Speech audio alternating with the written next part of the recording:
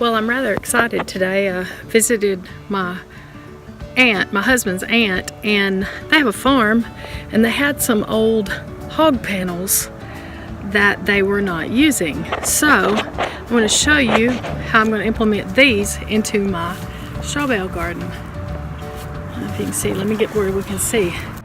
Okay, there's the hog panel. What I did, I've got it as an arch over one of my rows. Let me back up here, if you can see it good here. But this will work great, just absolutely great for a cucumber vine or a winter squash vine, something that you can train up this trellis and then over. And all this was an old hog panel that she had out inside her barn that she had no use for. So I have taken and arched it over, and then I wire tied it to my T-posts in a couple places. Here's one on this side. Just wire tied on this side one place because I've got it stuck down between my bales and my rocks, or my raised bed, the stones in my raised bed. But this is going to work great for my cucumber plant.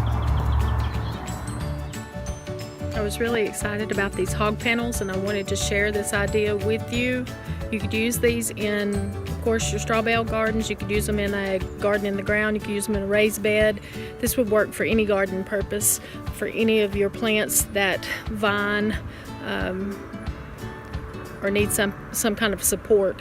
This is definitely a sturdy support, and it's tall enough that here you can see I'm not even touching this, but when the plant starts putting on cucumbers, and that's what I'll have here, when it starts putting on your produce, it'll be easy to harvest these plants, and we'll cover that more when we get some plants going.